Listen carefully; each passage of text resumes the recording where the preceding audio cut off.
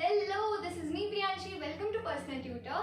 So now we are going to continue with the chapter 2, which is hunting, gathering to growing crops.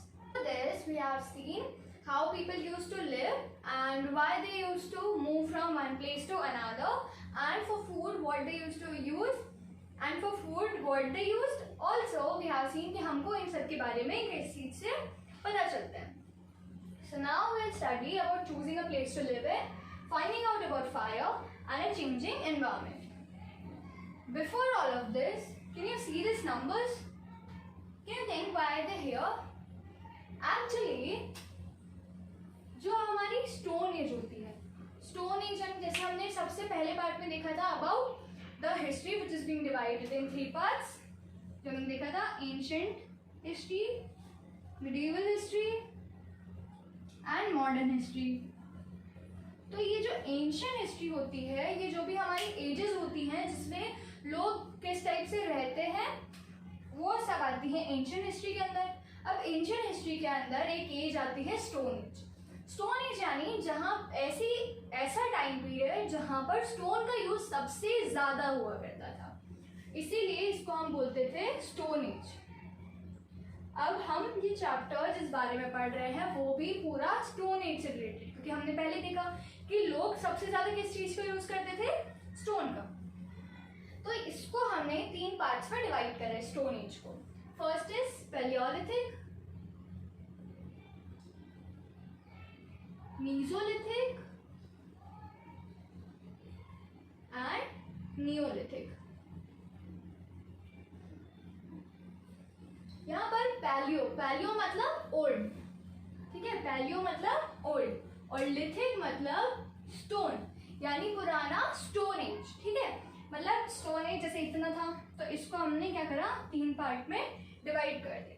ये और ये part हो गया सबसे पुराना, ये बीच का और ये एकदम नया वाला. तो हमारा सबसे पहला था पैलियोलिथिक. पैलियोलिथिक कब था? 2 मिलियन से 12,000 ईयर्स पहले. 2 मिलियन यानी 20 लाख ईयर्स. ठीक है, so like 1 million is equal to 10 lakh and in the same way 2 million is equal to 20 lakh. तो 20 लाख साल से so 20 lakh years ago till 12,000 years ago जो भी चीजें हुई थी उसको हम कंसिडर करते हैं इन पैलियोलिथिक एज. इस एज में हम पढ़ते हैं कि कैसे स्टोन का यूज हर चीज में कितना ज्यादा था और ये लोग सिर्फ हंटिंग और गैदरिंग से कैसे रहते थे. Second is Mesolithic. मीसो यानी मिडिल, लिथिक मतलब स्टोन. तो मिडिल स्टोन एज यानी ये वाला जो पार्ट था इसे हम बोलते हैं मीसोलिथिक. मीसोलिथिक यानी वो एज जिसमें हम ये पढ़ते हैं कि किस तरह से लोगों ने रेयरिंग और हर्डिंग चालू करी थी, किस तरह वो एनिमल्स को अपने साथ रखने लगे थे और उनके फिर प्रोडक्ट्स को यूज करते थे. And last which is and it was from 12,000 to 10,000 years ago, यानी 12,000 से 10,000 ईयर्स पहले. Last is Neolithic. नियो मतलब न्यू, लिथिक मतलब stone. So it means new stone age, यानी ये वाला जो पार्ट है ये हमारा है नियोलिथिक. 10,000 ईयर्स पहले जो भी चीजें हुई उन सबको हम बोलेंगे they comes under neolithic age. So neolithic मतलब आज से 10,000 ईयर्स पहले जो भी हुआ था वो नियोलिथिक बनेगा. मीसोलिथिक मतलब आज से 10,000 से 12,000 ईयर्स पहले के टाइम पर जितना भी जो कुछ भी हुआ होगा उसे हम बोलेंगे मीसोलिथिक. और पैलियोलिथिक मतलब आज से 12,000 से 2 मिलियन साल पहले जो भी हुआ होगा उसको हम कंसिडर करेंगे अंडर पैलियोलिथिक. नियोलिथिक एज में होगा कैसे फार्मिंग स्टार्ट हुई थी, लोगों ने कैसे एक अलग अलग जगह घूमने से, जैसे हमने पढ़ा था नोमैड्स, वो नोमैडिक लाइफ छोड़ के एक जगह रहना उन्होंने चालू किया था. तो इसमें हमारा सबसे पहला टॉपिक है choosing a place to live in. अब हमें ये तो देख लिया कि लोग कहाँ जैसे एक जगह से दूसरी जगह जाते थे, क्यों जाते थे ये हमने समझ लिया.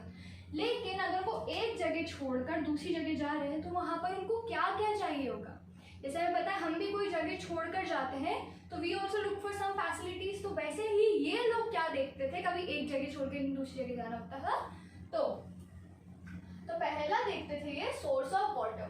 अब हमने देखा था मूवमेंट क्यों करते सबसे ज्यादा, फूड और वाटर के लिए। तो सबसे पहला रीजन है सोर्स ऑफ वाटर, जहां पर भी इनको वाटर मिलता था उसके पास में ये लोग सबसे ज्यादा रहते थे। Second is good stone quality, यानी हमको ये पता है कि यहाँ पर स्टोन एज चल रहा है। स्टोन एज यानी सबसे ज्यादा स्टोन का यूज होना। तो ये ऑब्वियस सी बात है कि वो कोई ऐसी जगह देखेंगे जहां पर इनको स्टोन सबसे अच्छे मिल सके, अच्छी क्वालिटी के मिल सके, जिससे अपना सारा टूल्स वगैरह बनाकर उन्हें यूज कर सके। And the last is caves, वो केव्स देखते थे। अब क्या हुआ यहाँ पर धीरे धीरे, जब ये पहले बाहर रहते थे, बिल्कुल कोई एरिया नहीं दिखते थे, बस इनको खाना और पानी चाहिए था। नाउ दे स्टार्टेड थिंकिंग कि we also need a shelter, नहीं तो हम रहेंगे कहाँ, ऐसे बाहर रहेंगे तो बहुत सारी प्रॉब्लम्स होती थी। लाइक रेन के टाइम पे पूरा उनको कोई जगह नहीं मिलती थी रहने के लिए। उसके बाद एनिमल्स वगैरह कभी आ जाते थे, तब ये क्या करें। So for that they started living in caves, rain से प्रोटेक्शन के लिए और एनिमल से प्रोटेक्शन के लिए। अब आपकी बुक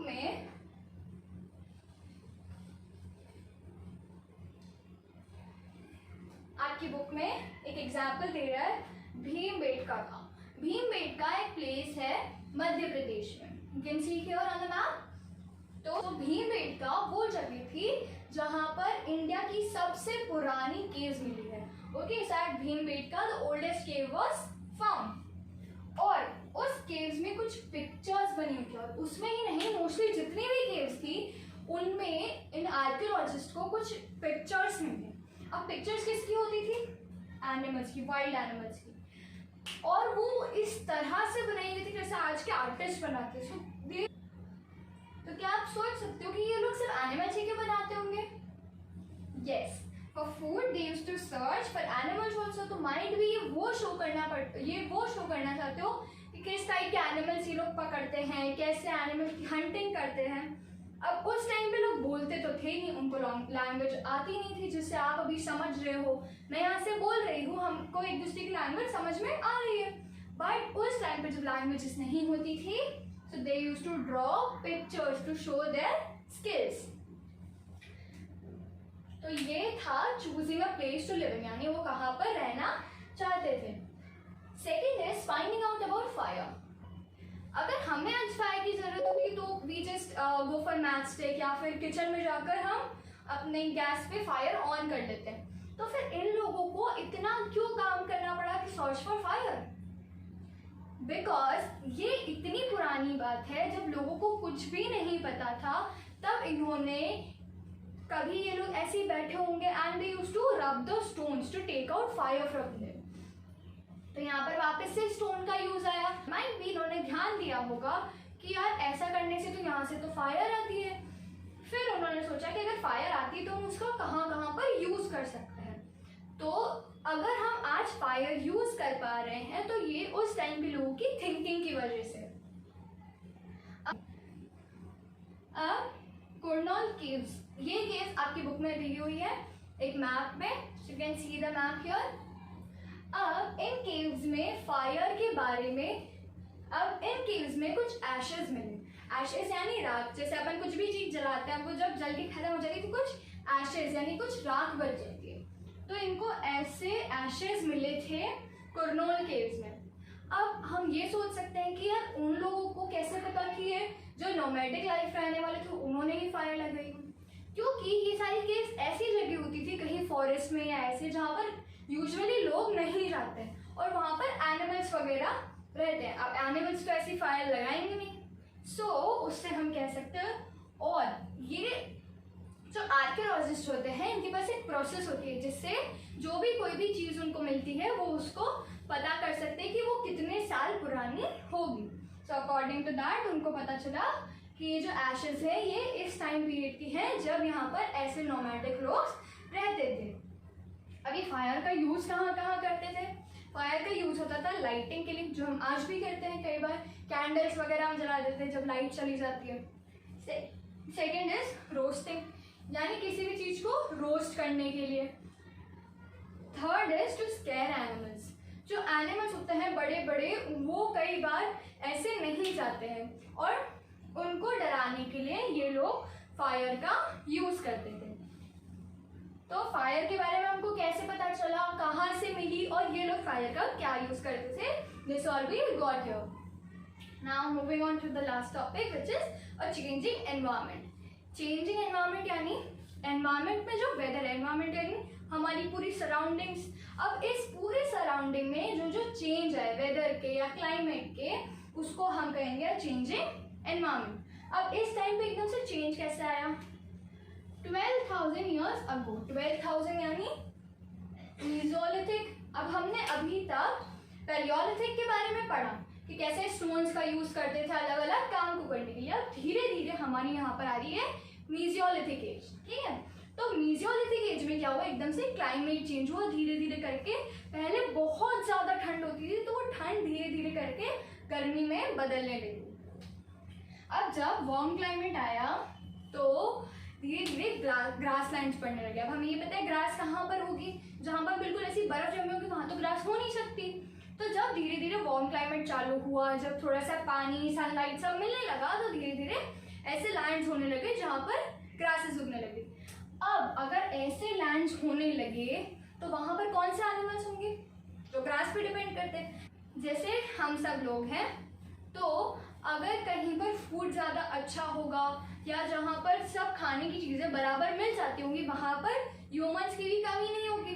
वैसे ही जहाँ पर ग्रासलैंड्स, तो ये भी एनिमल्स का जो ग्रास खाते हैं उनका फूड हुआ। तो जहाँ पर उनको ये फूड मिलने लगा, वहाँ पर ग्रासलैंड्स होने लगे। ग्रासलैंड्स के साथ साथ ये एनिमल्स भी बढ़ने लगे। अब हमने देखा था कि जहाँ एनिमल्स होते हैं वहाँ उनके पीछे ये सारे नोमैड्स जो होते थे, जो भी हंटर गैदरर्स होते थे, वो उनके पीछे पीछे जाते थे। हमने जब देखा था कि वो लोग मूव क्यों करते थे, उसमें एक रीजन ये भी था।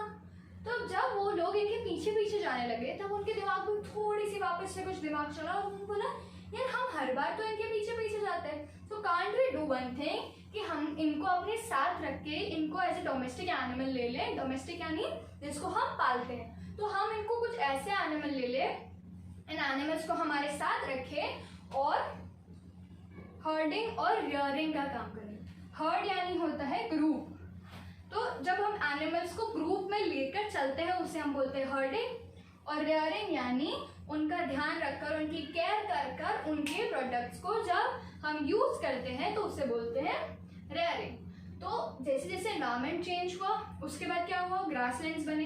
ग्रासलैंड्स बनने के कारण क्या हुआ, एनिमल्स आए। एनिमल्स आए तो लोग फिर इनके पीछे गए तो उनको लगा यार इतनी दूर तक हम आते हैं इनके पीछे, why can't we do one thing कि इनको हमारे साथ रखते हैं और फिर इनके साथ हम कहीं भी जहाँ जाए वहाँ उनको अपने साथ लेकर जाएं। Also they help us from other animals. और उसी के साथ में हमारे जो भी जैसे कभी मिल्क यूज कर लिया उनका, ऐसे सारे जो भी प्रोडक्ट्स थे उनका यूज करने लगे। तो ये हमारी आ गई मीसोलिथिक एज यानी मिडिल स्टोन एज। और यहाँ तक हमने जो भी पढ़ा वो क्या पढ़ा, पैलियोलिथिक एज। अब हम इसके बाद पढ़ेंगे neolithic age. So this was all about these 3 topics. Now we'll study further in the next part. See you in the next part. Till then, bye bye, take care and keep on revising, guys.